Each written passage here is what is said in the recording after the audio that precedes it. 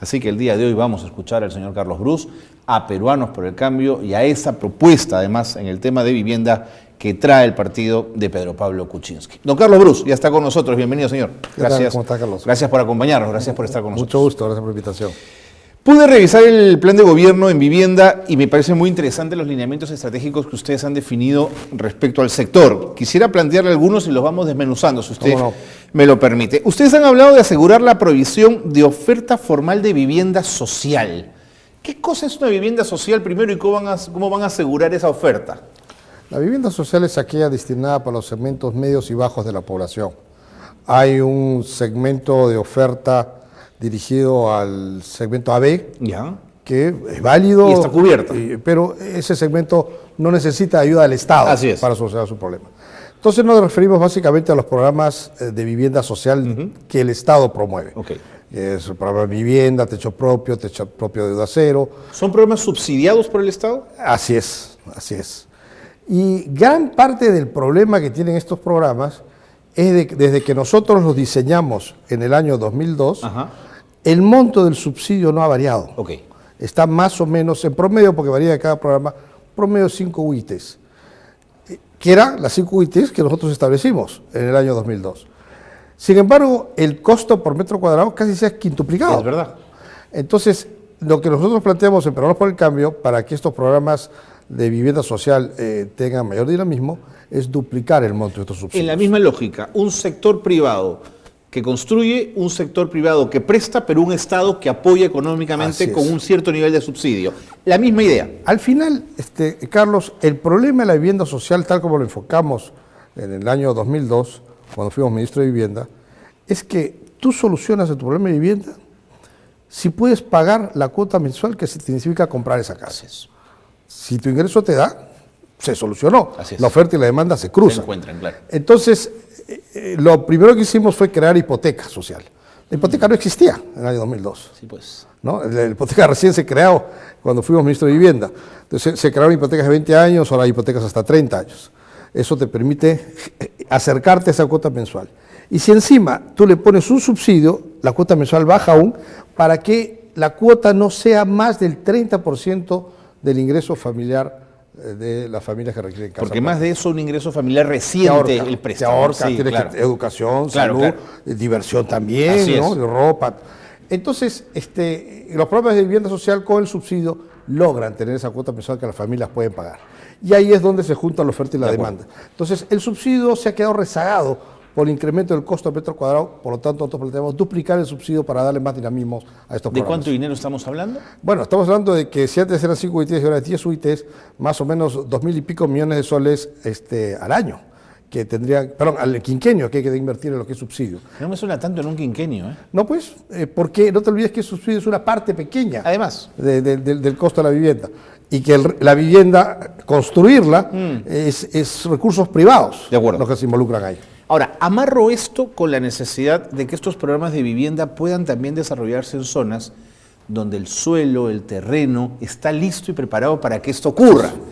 Que se creen zonas urbanas que puedan además ser ciudades satélites que se conecten con la ciudad de Lima. ¿Está pensado en esos términos? Así es, y ese es el segundo problema que hay ahorita, por la razón por la cual ha perdido dinamismo los programas de vivienda social, que es el costo de la tierra. Este problema no había 14 años atrás y ahora hay.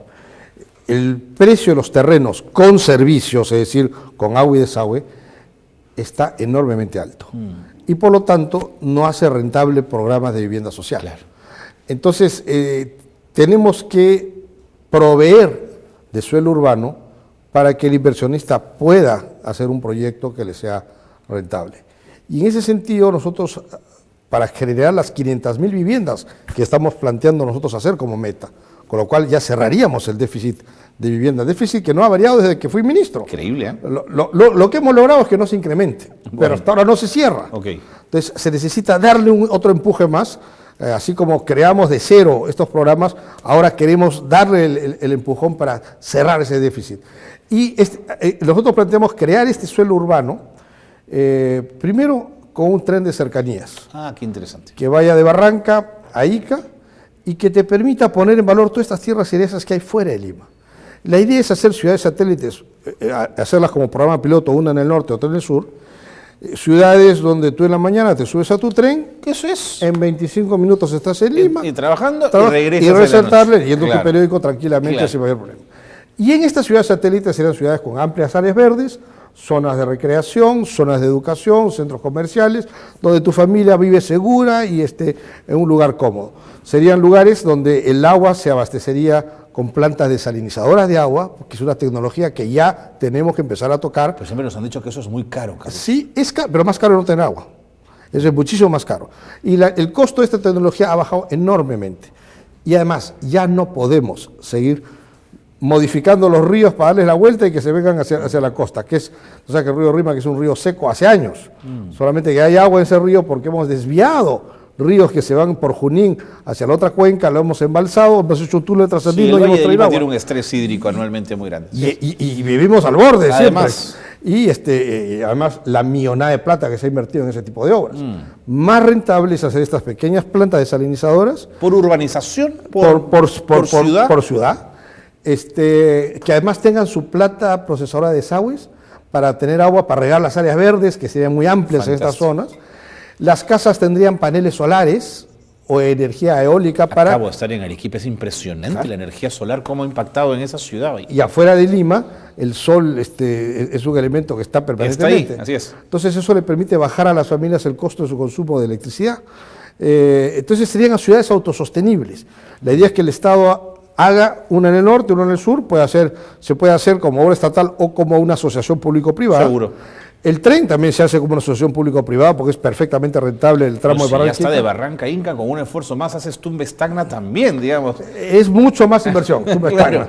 Eso ya no sé ya son palabras mayores. Yo no sé si sea rentable, pero Barranca Inca con seguridad. Okay. Entonces se hacen estas dos ciudades para que el sector privado vea las características de estas ciudades, que el Estado ponga un poco el estándar, amigables, con energía renovable, con procesamiento de desagües y todo, y que el sector privado haga más ciudades satélites para generar esas 500.000 viviendas que planteamos para reducir el déficit habitacional. Reducir, no, ya eliminar el déficit. Vivienda y saneamiento. Se necesita mucho dinero para estas infraestructuras. Sí. Se habló en algún momento que las alianzas público-privadas eran la solución para esto. ¿En Peruanos por el Cambio piensan que esa es la línea? Mira, en el mundo han habido casos de empresas estatales o municipales que han funcionado muy bien. Así es. Y hay casos de empresas privadas que han funcionado muy bien. También hay casos de empresas municipales que funcionan mal y de empresas privadas que funcionan mal. Por supuesto. Con lo cual te quiero decir que no hay una panacea, o sea, no hay una solución única en cada caso. Por lo general, cuando la fuente de agua es fácil de conseguir o está muy cercana a la ciudad, generalmente el manejo municipal, público-privado funciona. Es más sencillo. Porque no es tan complicado. Claro. Por ejemplo, una ciudad como Iquitos, que tiene una fuente de agua ahí al costado, no debería tener problemas como los que tiene. Y los tiene, eso te iba a decir. Así es, porque la fuente de agua es fácil de conseguir. Caso más complicado ya viene a ser el ICA, por ejemplo. ¿No? Entonces, hay que ver caso por caso, pero lo que sí se requiere es una gerencia profesional, sea público o privado. Se necesita una gerencia profesional. Con una gerencia profesional en el manejo de las entidades prestadoras de saneamiento, el Estado con todo gusto puede invertir. Pero si no tienes una gerencia profesional, si las EPS son consideradas un trofeo del alcalde elegido y mete a los parientes o al que fue su jefe de campaña, que no sabe nada de agua, a manejarla, entonces no hay forma de poder avanzar. ¿No te imaginas con agua y saneamiento cómo puedes impactar en salud, por ejemplo? Ah, claro. Por eso es que nosotros planteamos que la inversión hay que hacerla en agua y saneamiento, porque eso nos va a bajar el costo de los servicios de salud. Así es, exactamente. ¿No? Entonces, nosotros planteamos es caso por caso y que el Estado esté dispuesto, inclusive, a borrar todas las deudas que la CPS tiene con el Estado, a cambio de encontrar un esquema que nos garantice una gerencia profesional. ¿Qué hacemos con la descoordinación administrativa interdistrital o interprovincial para las construcciones, Carlos? El tercer problema, el primer problema que encontramos es el tema del bajo subsidio. El segundo es el suelo muy caro. El tercer problema es lo engorroso de los trámites. No es dable que un proyecto, o para poder sacar la licencia para un proyecto de habilitación urbana, tengas que demorarte de 1 a 2 años. Eso desalienta a cualquiera. Y además se hace de una manera muy tonta y pidiéndote cosas que son absurdas realmente. Lo que nosotros planteamos es reducir todos estos trámites engorrosos para asegurarle al inversionista, primero, derechos fijos, y me explico.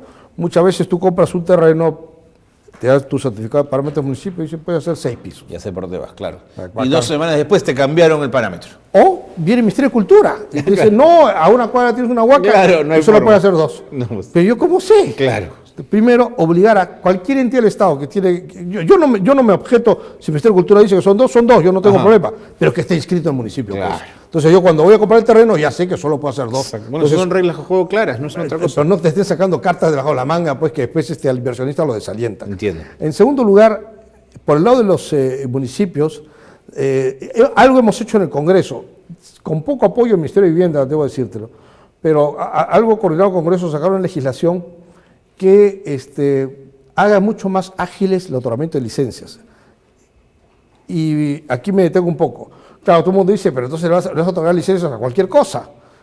No, simplemente si tú tienes un parámetro de lo que puedes hacer, hay un reglamento de construcciones y hay profesionales que firman estructuras, sanitarios, electricidad, y que son colegiados, bueno, entonces, ¿qué más tienes que revisar? Eso tienes que darlo en días. Lo que nosotros planteamos es que la carga de trabajo de los municipios no sean revisar el expediente, te aprueban el expediente y nunca visitan las obras. Que ahora la carga de trabajo sea supervisar las obras. ¿Por qué? Porque mi expediente te puede decir, yo le voy a poner un fierro de media. Y pones cualquier y pongo cosa 3 octavos. Claro. Y una vez que está vaciado el concreto, ¿cómo sabes tú que fierro hay adentro? Sin embargo, los municipios se esmeran en revisar el expediente al dedillo y lo citan y le hacen una observación y le hacen otra. Después se lo aprueban y nadie sabe qué cosa construyó. Si usó el cable adecuado, si usó el fierro adecuado. Lo que nosotros decimos, oiga, una vez que si está firmado por un ingeniero colegiado, se aprueba inmediatamente y el municipio tiene que supervisar el proceso de construcción, que además la ley y la Constitución le otorgan esa responsabilidad. Tus críticos dirán que el problema iba a ser la corrupción. Bueno, hay corrupción en otorgamiento de licencias. Porque como se demoran los municipios, tú sabes qué pasa cuando una ventanilla pública te demora. ¿Ah? ¿Cómo es? Claro. ¿No? El famoso ¿cómo es? Claro. Ahí es corrupción. En cambio, una vez que estas licencias sean aprobadas automáticamente, inclusive el proceso de supervisión no tiene por qué ser municipal. El municipio se lo puede tercerizar a una empresa supervisora. Entiendo. ¿No? Que puede supervisar no solamente esa obra, sino varias obras a la vez. Empresas que a su vez además estén certificadas. Así es. ¿No es cierto? Pero hay que centrar la carga de trabajo de supervisión no en el proceso del expediente, sino en el proceso constructivo. Muy bien. Ahora, ¿qué hacemos con lo que tiene que ver con la competitividad en la construcción? ¿Cómo hacemos que tener un sistema competitivo que garantice más obras, calidad y por ende más mano de obra también en las construcciones? Mira, tenemos que pensar en un proceso de construcción fabril. Tenemos que construir casas en serie. La autoconstrucción es muy respetable, muchas veces las familias no tienen otra solución que construir ellas mismas, pero no es lo mejor. Y además con la vulnerabilidad física de un país como el nuestro es peligrosísimo. 1, el problema técnico de mala calidad. 2, es costosísimo. Digamos, si tú ves lo que las familias gastan por vivienda, es mucho más caro que lo que podría hacerlo una empresa de manera fabril, de manera en serie, ¿no? Entonces gastan mucho, y no hay país del mundo que tenga un sector construcción de primera categoría que fomente la autoconstrucción. Eso no ocurre. Este gobierno, por ejemplo, tenía un proyecto de entregar lotes habilitados para que las familias construyan. Eso es entregarle un problema a las familias. Si tú ya tienes un lote habilitado, ponerle una casa encima es lo más fácil del mundo que hay. Tú le entregas el lote habilitado a la empresa de prioridad, la empresa de prioridad te pone la casa encima en 6 meses. O sea, que entregar un lote habilitado es entregar un problema. Mejor hay que entregar las casas ya, hechos por profesionales. Entonces eso hay que hacerlo fabril. Ya no podemos estar pensando en hacer de una en una. Tenemos que empezar a estar haciendo casas de 100 en 100, de 500 en 500. Porcentualmente, ¿cuánto menos puede ser un proceso fabril frente a un ¿el proceso? costo? Sí. Tranquilamente puede llegar al 40%. 40%, es un montón. Porque no te olvides, por ejemplo, ahora estos sistemas constructivos de concreto armado, que son cajones de fierro, se va a hacer el concreto, te haces 4 o 5 casas al día. Claro. ¿No? A lo que una familia se demora medio año en hacer una casa ladrillo por ladrillo y vaciar el techo y todo lo demás, ¿no? Entonces hay que mejorar estos sistemas constructivos y pensar en números grandes. Ya dejémonos de pensar de 10 en 10, de 50 en 50, pensemos de 1000 en 1000, de 10.000 en 10.000, de 20.000 en 20.000 para cerrar una vez la brecha habitacional. Carlos Bruce, muy interesante. Muchísimas gracias por habernos acompañado. Gracias. ¿Cómo va la campaña? Muy brevemente. Bueno, estamos luchando. El elector tiene que tomar una decisión el 5 de junio. Nosotros creemos que tenemos al mejor candidato, a la mejor propuesta, pero Pablo Kuczynski está rodeado de gente que ya ha tenido experiencia de gobierno. Yo ya fui ministro de Vivienda. Hemos tenido experiencia de gobierno exitosa y no tenemos acusaciones de corrupción. Así que si es que el elector quiere una alternativa democrática, tiene a PPK como alternativa. Muchísimas gracias por haber estado con nosotros. Gracias a ustedes. Carlos Bruce, congresista de la República, reelecto, exministro de Vivienda y vocero de Peruanos por el Cambio en el tema de vivienda, ha estado con nosotros en esta edición especial.